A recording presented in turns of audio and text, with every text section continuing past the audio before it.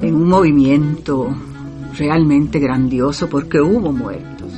Las voces del pasado en el presente. Primer momento en que piso tierras de América Central. Esto es El Hilo de la Historia. Aquí, en el estadio de Génova, Huancayazo, Costa Rica. Junto a fechas que se conmemoran en días privilegiados en la memoria colectiva costarricense, como la independencia, la muerte de Juan Santamaría, la batalla de Rivas, la anexión del partido de Nicoya es quizá uno de los días más importantes del calendario nacional. Tanto que a veces creemos que ya no sabemos la historia completa, ¿verdad? Vamos a escuchar este micro que nos preparó nuestra compañera Ángela Arias y así tenemos más material para este programa de hoy del Hilo de la Historia.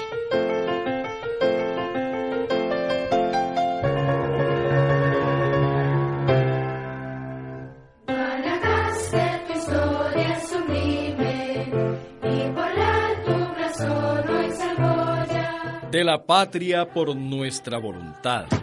Suave, ¿es en serio? Pero si esto no fue unánime. Esta es la frase que luce el escudo de la provincia de Guanacaste y que recordamos cada 25 de julio en la celebración de la anexión del partido de Nicoya a Costa Rica. Esta frase se le atribuye a Cupertino Briceño, quien fue uno de los líderes de la anexión. La firma de Cupertino está ausente en el acta de anexión, pero 10 de sus familiares sí estamparon su firma en este documento. Así pues, ¿quiénes eran los Briceño Viales? En el siglo XIX, los Briceño Viales fueron una de las familias más influyentes del partido de Nicoya.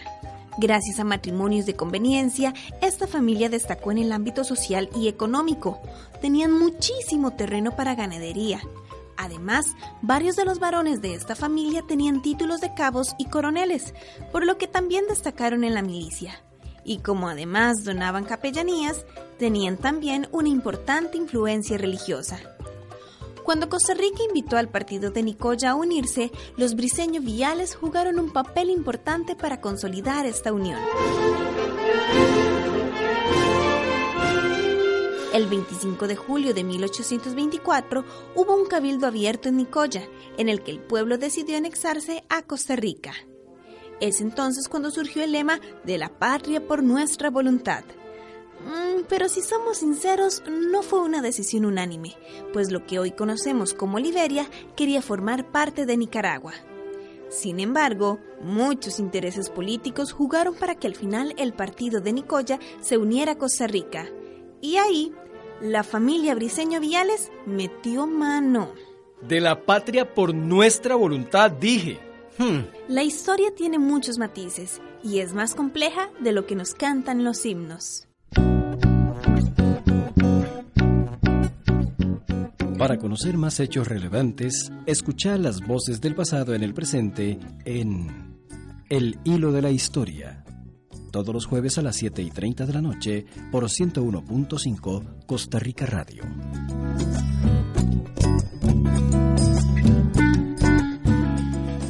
¿Qué les pareció el micro? Datos interesantes que dan para mucho, ¿verdad? Y precisamente para conversar más a fondo sobre la anexión del partido de Nicoya, esta noche en El Hilo de la Historia tenemos un invitado de lujo, el doctor Luis Fernando Cibaja Chacón. Don Luis Fernando, bienvenido, buenas noches. Muchas gracias por la invitación a este programa. Bueno, don Luis es profesor emérito y fue director de la Escuela de Historia y también fue protagonista de uno de los procesos más importantes de renovación de la disciplina histórica en Costa Rica. Este proceso fue iniciado por un grupo de jóvenes a mediados de la década de 1960 y ahora se les conoce como los fundadores de la nueva historia en nuestro país. Antes de entrar en nuestro tema de hoy, yo quería conversar un poquito con don Luis sobre esto que se llama la nueva historia. ¿Por qué se le llamó así? Bueno, la nueva historia representa un cambio de fondo en la forma como se concebía la investigación histórica, no solo en Costa Rica, sino en Centroamérica y casi que en todo lado, menos en algunas partes como Francia, ¿verdad? Donde era muy importante ya una corriente de esta nueva historia que se llama la Escuela de los Anales. Aquí el impacto lo produjo sobre todo un par de investigadores muy conocidos y reconocidos y cuyos méritos cada vez se aprecian más, que fueron don Ciro Cardoso y don Héctor Pérez. Y ellos introdujeron aquí pues modificaciones importantes, por ejemplo, con los temas de estudio. Antes la historia se centraba fundamentalmente en la historia política, pero política más bien como más formal, de personajes, ajá, de hechos, no como procesos históricos. También es fundamental en esta corriente el estudio de fuentes, el exhaustivo de fuentes y de nuevas fuentes. Por ejemplo, en historia colonial es muy importante hoy el estudio de los protocolos coloniales y otras, las mortuales. Y la utilización de diferentes teorías de la historia, no hay una sola, ¿verdad? La historia está en constante transformación, y también de métodos. Originalmente estuvieron muy de moda los métodos cuantitativos, por ejemplo, para estudiar historia demográfica, que fue uno de los primeros campos que se investigó en esos años. Y pues todas estas teorías, fuentes, métodos, etcétera, constituyen lo que hoy se llama así la nueva historia, que ha cambiado mucho. Desde luego que la historia de los años 60 no tiene que ver, los temas hoy son otros, son importantes. Por ejemplo, la historia cultural, los estudios sobre la mujer, estudios de género, esos eran campos que en los años 60 todavía no estaban en la agenda aún. Pero lo rico de todo esto, ¿verdad?, es cómo la historia siempre nos está dando temas para investigar, temas de los que queremos saber, y sobre todo lo que nos proponemos en este programa es cómo mirar la historia nos permite entender el país en el que vivimos hoy, ¿verdad? Tiene sentido en el tanto nos ayuda a entender quiénes somos hoy. Y bueno, para ir entrando ya en materia, precisamente fruto de estas nuevas interpretaciones históricas, es que el profesor Cibaja fue parte en el año 1974, junto con su colega Chester Zelaya, en la escritura de un libro sobre la efeméride que recordamos hoy, que se tituló Nicoya, su pasado colonial y su anexión o agregación en Costa Rica. Pero bueno, este no fue un libro de esos que se quedan en los estantes de las bibliotecas, porque precisamente en el año 2015 fue reeditado y se publicó una segunda edición ampliada bajo el sello de la editorial de la UNED.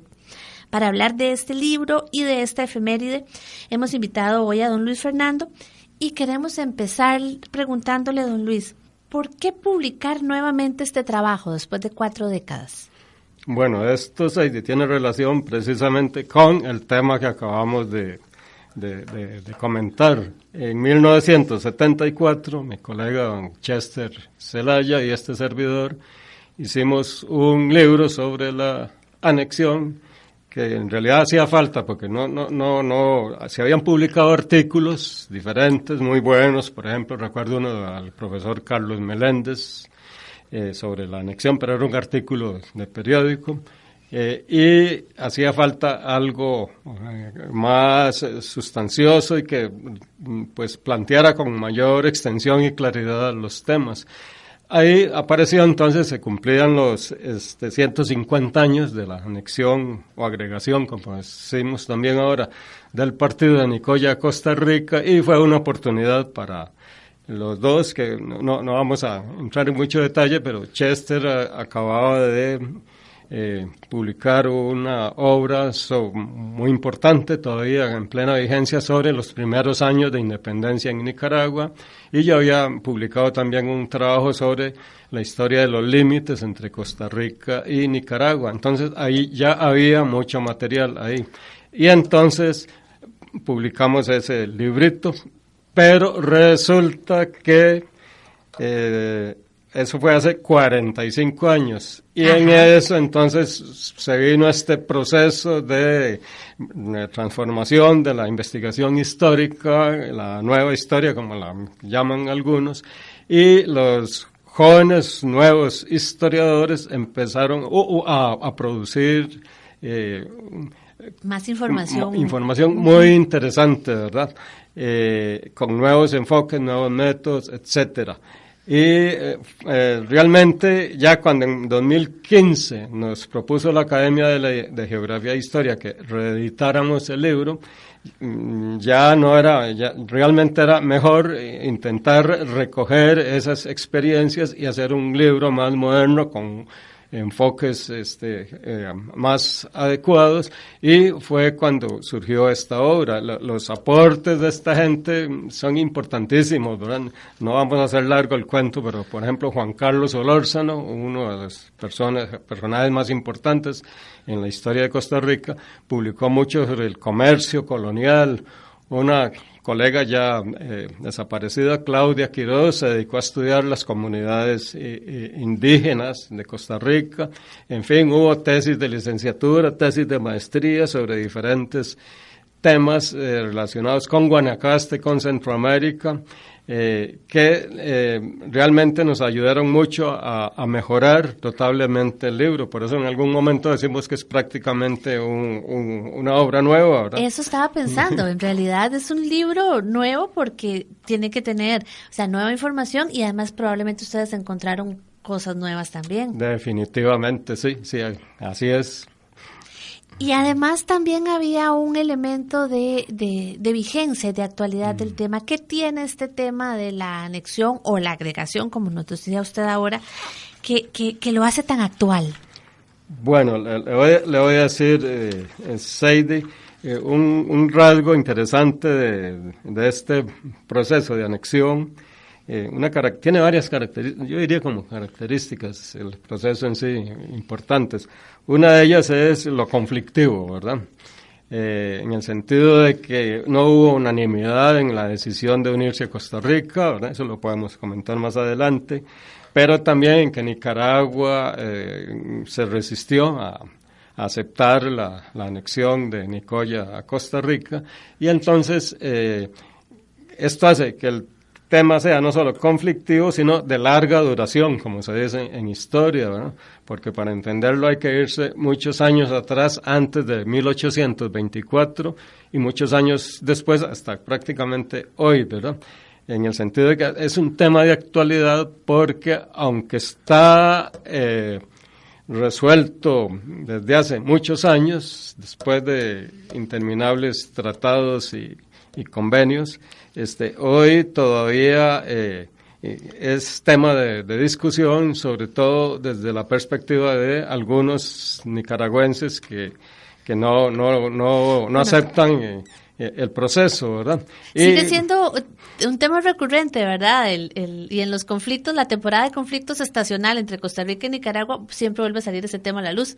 Definitivamente, y no solo el tema en sí de la anexión, sino de todo el problema de límites, toda la definición de límites entre Costa Rica y Nicaragua, porque hubo en su momento discusiones muy importantes, no tanto sobre Nicoya o la anexión, sino por ejemplo, sobre el río San Juan y el canal interoceánico que se proyectaba construir, y la libre navegación, en fin, sería de nunca acabar, ¿verdad? Por eso es que siempre se mantendrá en vigencia, ¿verdad? Don Luis, para entender mejor lo que pasaba, cuéntenos un poco sobre la historia colonial de Nicoya. ¿Qué aspectos de la historia colonial necesitamos conocer para entender este proceso?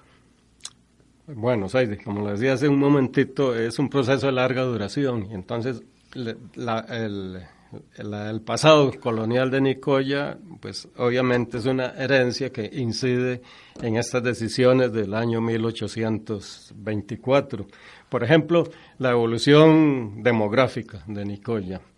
Así, en síntesis, Nicoya, cuando llegan los conquistadores españoles, es una región densamente poblada, pero se dan una serie de procesos de explotación de los indígenas, ¿verdad?, impuestos por los conquistadores, que produjo una verdadera catástrofe demográfica en Nicoya, ¿verdad? Murió un porcentaje altísimo de indígenas, costó mucho su recuperación, claro, a niveles mucho menores, y entonces se produjo un vacío demográfico en esa zona de lo que era el partido de Nicoya y hoy Guanacaste. Y entonces ese espacio fue llenado lentamente a lo largo del siglo XVII y XVIII por los ladinos, que era una gente con una mezcla de sangre, ¿verdad? De negros, de mulatos, más indígenas y españoles con negros, con mulatos, con toda esta gente. Entonces se les llamaba pardos, ¿verdad? Es una mezcla de sangre donde predomina la sangre de los originarios de África. Y entonces estos ladinos llegaron a convertirse en la población mayoritaria de Nicoya, ¿verdad? Llegaron a tener un poder muy grande. Entonces, no solo el problema demográfico, ¿verdad? La perspectiva demográfica ayuda a entender esto, porque fueron los ladinos quienes promovieron, por razones que podemos ver en algún momentito, la anexión, sino que los ladinos formaron una élite, un grupo con poder económico y social, político, de todo tipo, ¿verdad? Y mientras que esto es en Nicoya y Santa Cruz, mientras que en Guanacaste, que hoy se llama Liberia, la élite dominante era de los españoles y criollos, ¿verdad? Descendientes de los españoles, que eran los propietarios de las grandes propiedades en Guanacaste y sus alrededores, o sea, hoy Liberia y sus alrededores. Entonces se formaron, por ejemplo, para resumir, no extenderme, dos élites, la de los españoles en Liberia y la de los ladinos en Santa Cruz y Nicoya. Y además entonces la élite de españoles era minoritaria, pero era la dominante. Más poderosa. La más poderosa. Y en Santa Cruz era la élite de los ladinos, la etnia predominante. Y entonces, ya, nada más para terminar este tema, por ejemplo, muy importante, la creación de ayuntamientos constitucionales a raíz de la Constitución de Cádiz de 1812. Esa es una herencia colonial fundamental, porque todo esto que tiene que ver con la anexión de Nicoya se mueve o se entiende a través de los ayuntamientos. Por ejemplo, el acta del 25 de julio es el resultado de un cabildo abierto que se llama, ¿verdad? Reunión de la municipalidad de Guanacaste, de Nicoya, donde se discute esto, se aprueba con el apoyo de Santa Cruz. ¿Y cómo era la situación económica de ese momento y cómo influyó en la decisión de los nicoyanos? Bueno, aquí tenemos que hablar de una coyuntura económica, ¿verdad? De un proceso económico que se da en la corta duración, que es fundamental. Básicamente, a finales del siglo XVIII, Centroamérica está toda unida por un producto, que es el añil, ¿verdad? El añil que se exportaba a Europa y que servía, era un tinte, ¿verdad?, color rojo, muy importante en la época de la Revolución Industrial, iniciándose la Revolución Industrial, y todo, por ejemplo, para alimentar a esa gente que producía añil en El Salvador y todo lo relacionado con el añil. Entonces las áreas periféricas producían diferentes artículos. Nicoya y parte de Costa Rica exportaban ganado y Nicaragua también a Guatemala, ¿verdad? Y el norte del Reino de Guatemala.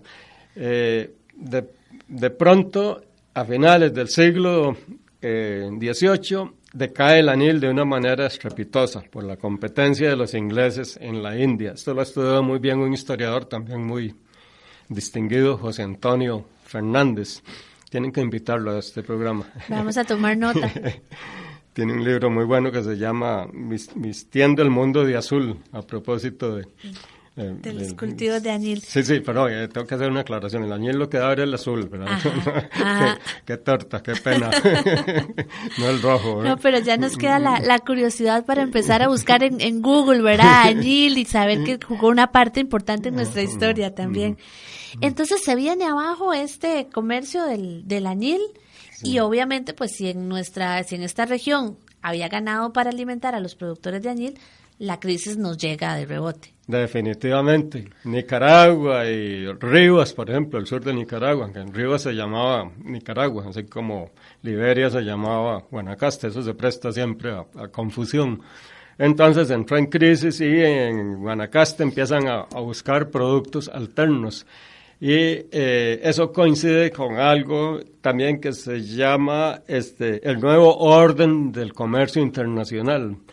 Desde el fines del siglo XVIII, el comercio entre América y España se interrumpe por diferentes razones. Por ejemplo, las rivalidades entre Inglaterra y España, la famosa batalla de Trafalgar, donde los españoles pierden el dominio de los mares, todo esto. Y la reina de los mares que surge es Inglaterra, ahora la gran potencia marítima. Y por los azares de la guerra, Napoleón invade España, los ingleses se alían con los españoles para expulsar a los franceses. De esta alianza los ingleses sacan provecho porque prácticamente llegan a controlar todo el comercio en el Caribe y, bueno, en el mundo, ¿no? Entonces Panamá se convierte en un puerto muy importante. Jamaica es como la bodega de los ingleses. Desde Jamaica mandan productos en cantidades grandes a Panamá que se distribuyen por todo el continente. Cerca de Panamá, muy cerca, está Punta Arenas, que es habilitado como puerto, o sea, se permite que lleguen barcos de todas partes. Y entonces esta conexión Punta Arenas, Panamá y el resto del mundo, ¿verdad?, es un imán para por tratar de exportar por Punta Arenas y Panamá hacia otras partes, ¿verdad? Claro, Entonces, habría como una solución y una posibilidad, ¿verdad?, de salir de esta crisis.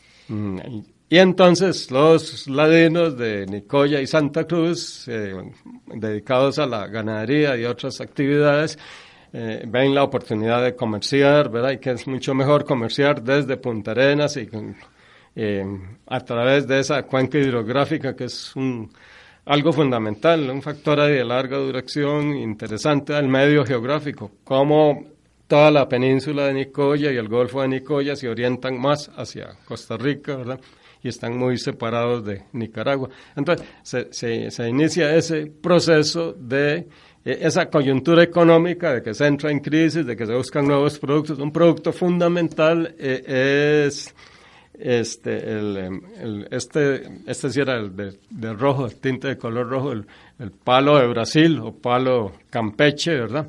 Era un tinte muy solicitado también por la industria textil inglesa. Y los ladinos, entre ellos la familia de Cupertino Briceño, el linaje briceño Viales, se dedica a ese negocio y la exportación de carne salada y otras cosas, y entonces obviamente ahí hay una coyuntura económica que favorece el proceso de anexión.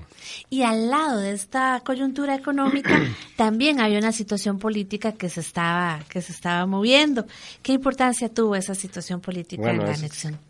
Bueno, Saidi, aquí tendríamos que hablar entonces de una coyuntura política, ¿verdad? De algo que se da, que no es una coyuntura, es algo que se da en cierto tiempo, ¿verdad? No es en la larga duración, así como la económica se aprecia muy bien después de la crisis del añil.